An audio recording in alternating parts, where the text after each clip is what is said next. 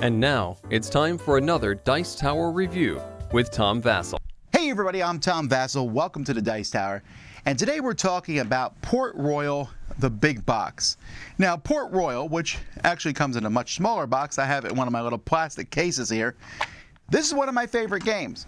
I'm always kind of amused and I enjoy when a big box is an ordinary sized box. But Port Royal, which is a push your luck style game, is just fantastic. I'm not going to actually talk about how to play Port Royal here. If you want to see a link to my original review, we'll have that in the description of this video so you can watch how to play Port Royal. I'm just going to talk about what's in this big box and some looks at the graphic design and how it's changed. So that's what we're going to do. Let's open it up. Okay, so let's take a look here at what's inside the box.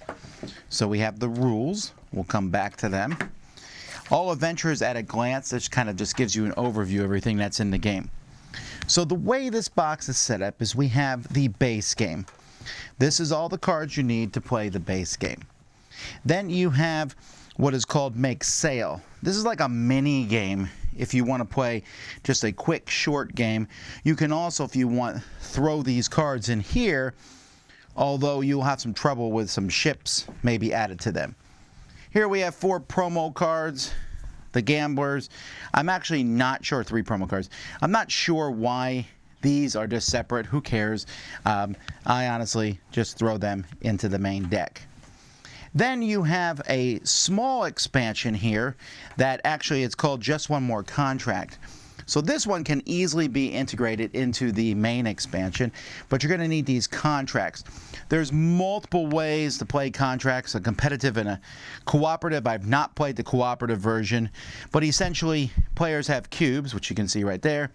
Players have cubes and the first person to do one of these things. So for example, having staff that's very inexpensive, and you'll put a token here to get some more money and things like that, and get some points at the end of the game.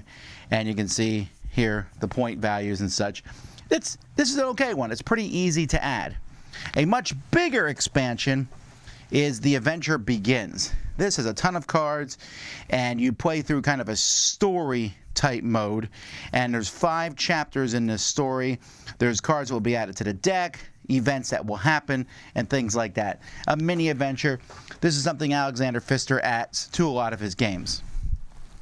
Now we'll do some comparisons here between the cards from the original game.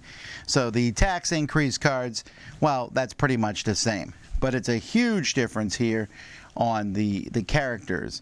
The symbology is pretty much the same here, but this is much, in my opinion, much better artwork, and you can definitely see that like here on the trader. Just looks better. Again, they kept the symbols pretty close to the same thing, but where it really matters is the ships. That's a nice looking ship. That's a fantastic looking ship. It's not even close. Again, they haven't changed much else. The symbols are the same. The number of ships, I mean, oh wow, that's nice. That's a ship. So again, and the card quality is a little better than the new one. Yeah, definitely a little better. But again, you're not, this is kind of a small overlay, new artist basically. One of my biggest problems with any big box game is I gotta open up, figure out how to play. Here it's pretty easy. Open it up, boom, there's the base game. The 2 expansions, that the 5-chapter expansion is its own thing, and it's very easy to figure out what's in that. The other 2 expansions have little letters in the bottom corner. In fact, even the promo cards have a P, so you can separate them out at the end if you want to. The little mini game, I'm like, I mean, if I want to play a little mini game Port Royal, I'll play a different game. Port Royal is a fine length, but I do throw that into the big one sometimes. But then again, I don't know that I need that because again, Port Royal is a fine length. Now the second expansion that adds the contracts, that's fun. I don't want to play with it all the time, but it's decent. And I don't know why Alexander Pfister is so like in like love with sticking these storylines into games that don't have a storyline. But some people like that sort of thing. I tend to ignore it in most of his games because Port Royal is fantastic. I don't need to play 5 chapters of Port Royal, but some people are going to enjoy that. But like I said, this is kind of easy because this is the game with 3 expansions in it. You can pull it out, separate them, play them. Also, it's a very much nice and kind of needed graphic update to the game. So, still love Port Royal. Like this big box, like the fact that it doesn't take up much room. I'll get rid of the small one, keep the bigger one because it doesn't take up that much space. And besides, this is a game that needs a bit of love because it's that fantastic. I'm Tom Vasel. You've been watching the Dice Tower. Dice Tower Judgment, excellent!